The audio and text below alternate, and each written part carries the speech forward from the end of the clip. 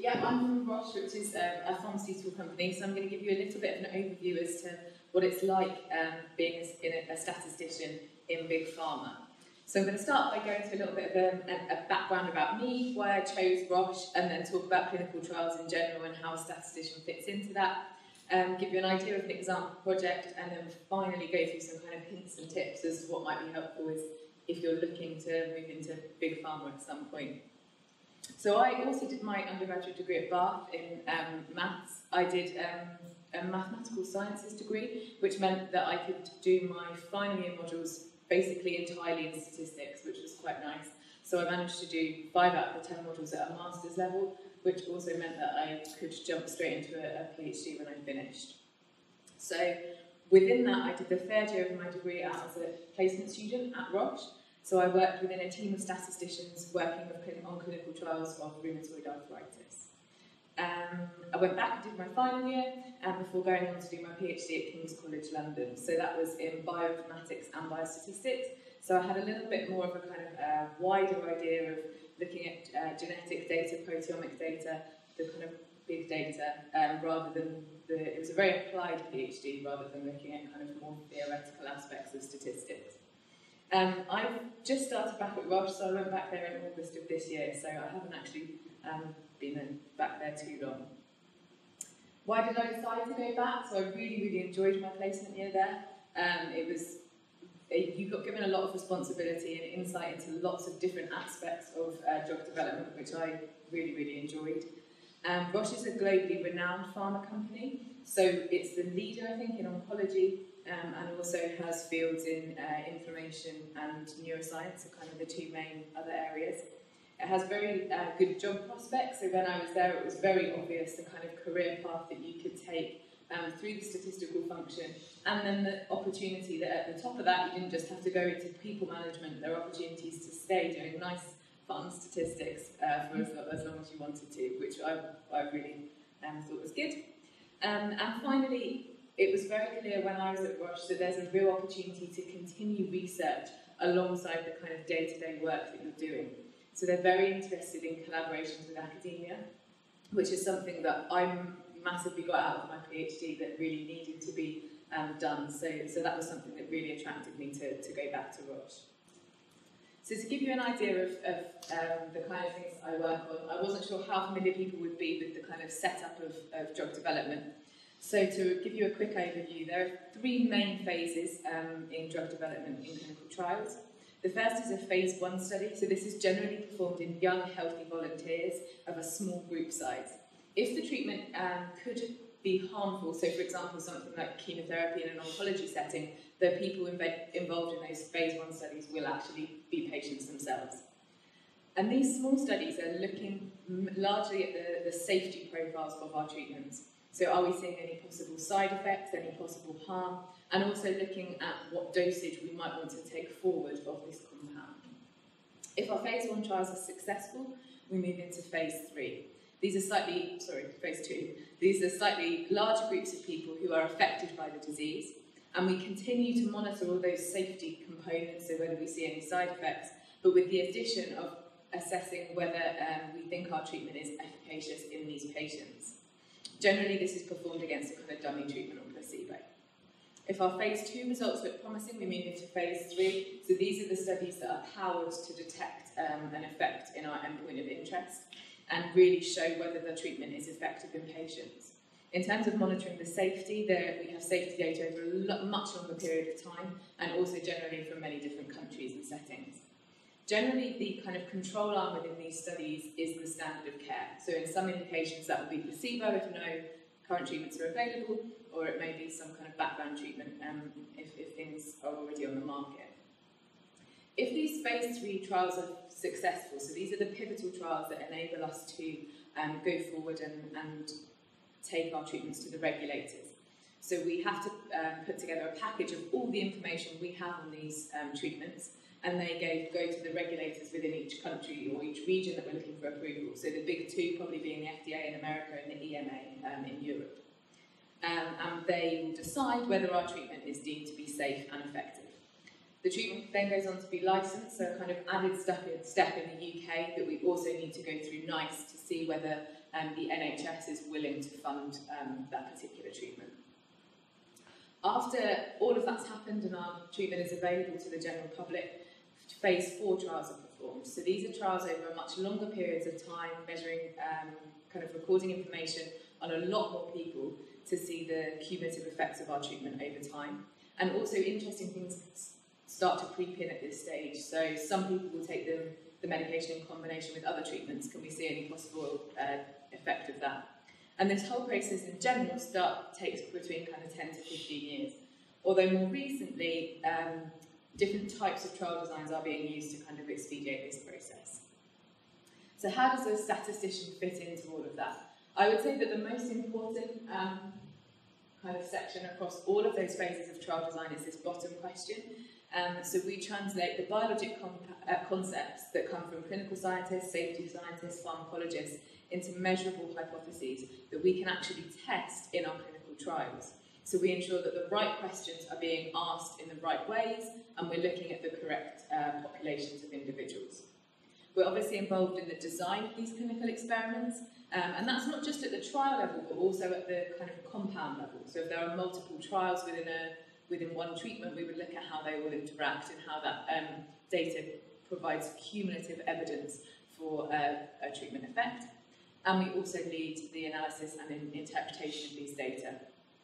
Two examples of things that biostatistics are particularly responsible for would be creating the randomization and also setting up coordinating independent data monitoring committees. So these are committees of independent people that monitor the trials as they're ongoing to ensure that the patients in those trials are safe. So what do I do on a day-to-day? At the study level, we have input into study design and protocol, as I've mentioned, as well as data collection and the quality of that data. And I mentioned we set up the IDMC committees. We author the data analysis plan and work heavily with statistical programming to plan and execute data analysis. So generally there will be two functions, the biostatistics function and the biostatistical programming function, and they will work together to generate this analysis.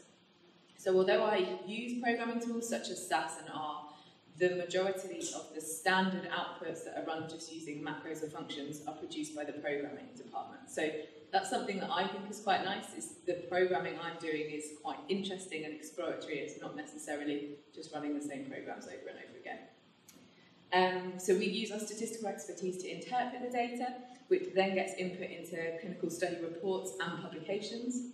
And as I mentioned, we also perform any exploratory analysis that comes out at the study level. At a slightly higher level, across multiple studies within one treatment, we have input into the leadership team, so we're key representatives of leadership teams at all levels within the drug development. And we have input into the overall clinical development plan. Something that's particularly is a little bit different to the day-to-day would be looking at probability of technical success.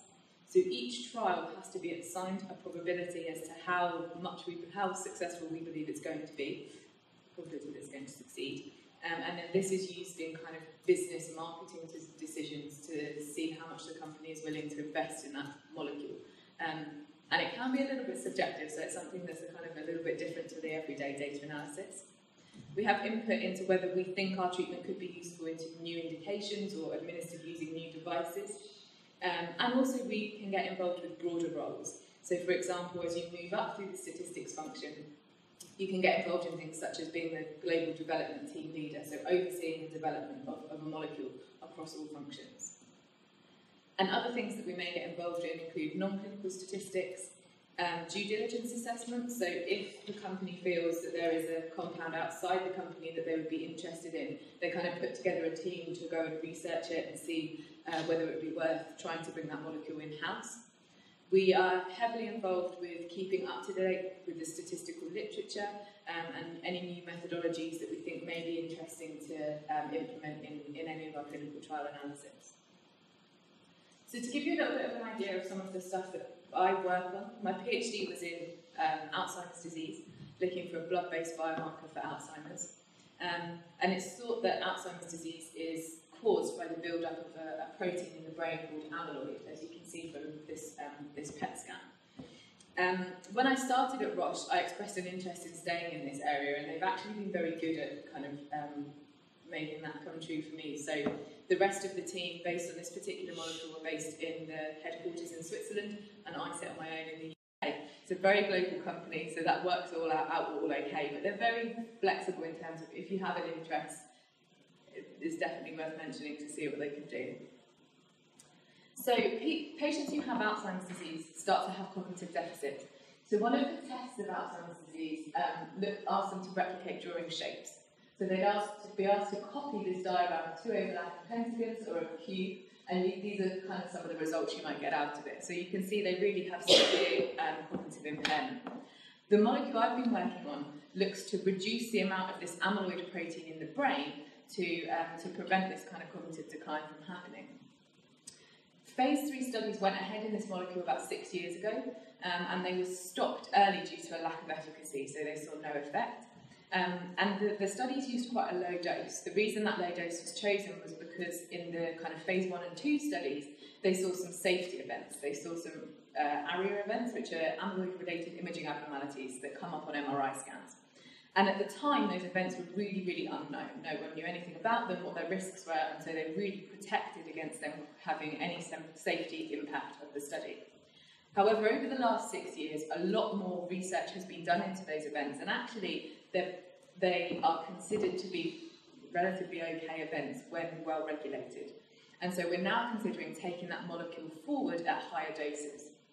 So what I've been doing in the kind of month or so that I've been at Roche is performing some exploratory analysis in the data that we already have in-house to see whether we can see any factors that may affect treatment effect.